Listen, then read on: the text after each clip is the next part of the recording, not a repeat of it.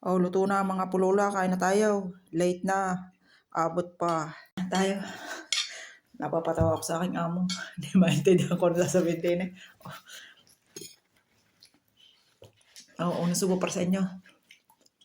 Alaog na kasi na. Ngayon pala ang kakain ng tanghalian ng apo ng lula. Mabilis naman at may kanin ako diyan.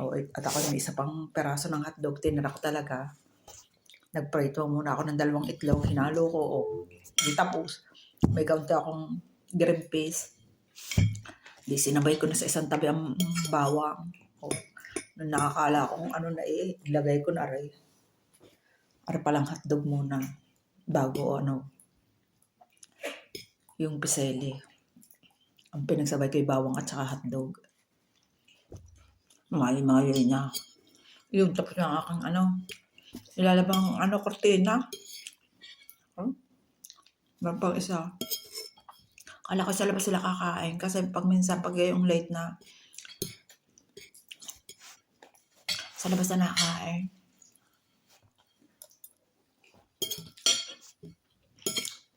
Pala hindi. Ayun ga, ang balita, bukas holiday. Ay, may pasok ang anyong apo ng lola, hindi makakauwi.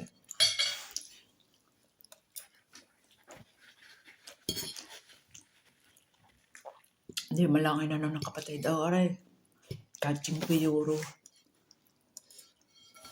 Pangkape mo. Bukas holiday. Hindi mo lang tinanong ikaw ay uuwi o ano. Kaya naman na.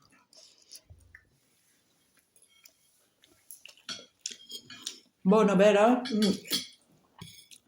Tinabigan ko ng kaunti. Kaya malambot. Dahil pagkasinangag, medyo matigas.